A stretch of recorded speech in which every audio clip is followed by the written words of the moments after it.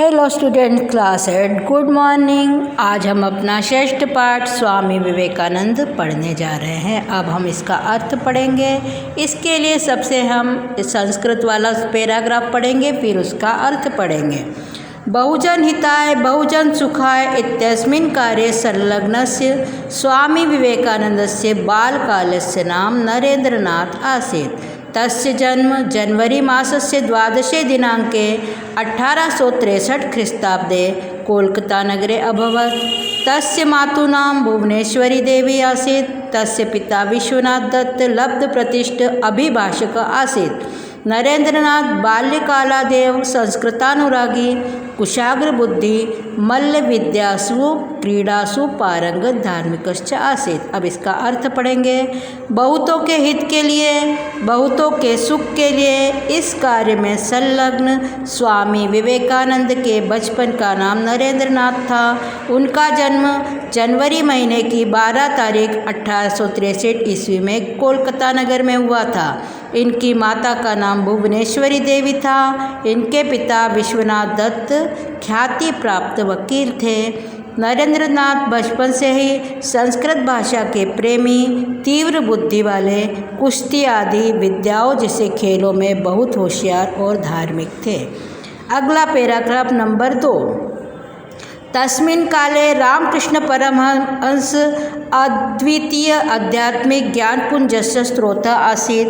तस्य प्रभावेण प्रभाविता नरेन्द्रनाथ तस्मात् देव परिव्राजक दीक्षां प्राप्नोत्। दीक्षानन्तरं स स्वामी विवेकानंद इति नाम्ना प्रसिद्धो अभवत्। ततः स स्वकीयज्ञानदीप्त्या सदुपदेशैः जनान् अध्यात्मपरायणम् अकरोत्। तस्य अवधारणा आसीत् यत् प्रेम्णा सत्येन पराक्रमेण च कार्याणि सिद्धयन्ति तत् कुरु पौरुषम्। आत्मभावस्य विकास एव कर्म, अनात्मभावस्य विकास एव अकर्म। दौर्बल्यं किमपि न भवति, अतः सबलो भव। इसका हिंदी अर्थ होगा, उस समय रामकृष्ण परमहंस अद्वितीय आध्यात्मिक ज्ञान के पुंज और स्रोत थे। उनके प्रभाव से प्रभावित नरेंद्रनाथ ने उनसे ही संन्यास की दीक्षा प्राप्त की। दीक्षा के बाद वे स्वामी विवेकानंद नाम से प्रसिद्ध हुए। इसके पश्चात उन्होंने अपने ज्ञान की ज्योति स्वरूप सद उपदेशों से लोगों को अध्यात्मवाद की ओर झुकाया।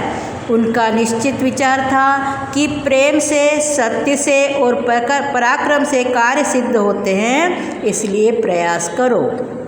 आत्मा पर विश्वास करने की भावना का विकास करना ही कर्म है। अनात्म भाव का विकास ही अकर्म है। दुर्बलता से कुछ भी नहीं होता, इसलिए बलवान बनो। तीसरा पैराग्राफ। जीवनस्य अर्थ उन्नतिरस्ति, उन्नते तात्पर्यं हृदय सौहार्द्रम् अस्ति, परोपकारं जीवन गति, स्वार्थ भाव एवं मृत्यु, प्रेम भाव एवं जीवनम, द्वेष भाव एवं मृत्यु, प्रेम भाव एवं भक्ति, ज्ञानम मुक्तिश्च अस्ति, प्रेम बिना वेद न इदम यदि उपासते। जीवन का अर्थ उन्नति है। उन्नति का तात्पर्य हृदय की उदारता है। परोपकार से जीवन की गति है। स्वार्थ भाव मृत्यु है। प्रेम भाव जीवन है। द्वेष भाव मृत्यु है। ज्ञान एवं मुक्ति के लिए प्रेम भाव भक्ति है। प्रेम के बिना यह प्राप्त नहीं की जा सकती। अगला पैराग्राफ। सर्वथा दरिद्र नारायण सेवितव्य, यतो ही बुभुक्षिता दीन उपेक्षित विकलांग जन दुर्बल एवं साक्षात् ईश्वरः, अतः एतेषाम् उपासना ईश्वरस्य आराधना अस्ति। सब प्रकार से दरिद्र नारायण में गरीबों की सेवा करनी चाहिए, क्योंकि भूखे, गरीब, उपेक्षित, विकलांग और कमज़ोर लोग ही साक्षात ईश्वर के समान होते हैं, इसलिए उनकी उपासना ही ईश्वर की आराधना है। अगला पैराग्राफ। चारित्र्य बलम धारयत, अनेनैव सर्वत्र विजयी भविष्यति, दाता भव, प्रतिग्रहणस्य कामनां मा कुरु, वसंत लोकहितं चरत, परोपकार परम पवित्र कार्यमस्ति, परोपकारेण चित्तं शुद्धयति, अनेनैव ईश्वर प्राप्ति संभवा। चरित्र बल धारण करो, इससे सब जगह विजय। दाता मतलब देने वाले बनो। दान के बदले कुछ भी पाने की इच्छा न करो। वसंती की तरह लोकहित करो। परोपकार सबसे पवित्र कार्य है। परोपकार मतलब दूसरों की भलाई करने से मन शुद्ध होता है और इससे ईश्वर को पाना संभव है। अगला पैराग्राफ। स वेदांत प्रचाराय स्वकीय अखिलम जीवनम समर्पयामास तेन हिंदू धर्म संस्कृतिश्च प्रसारिते।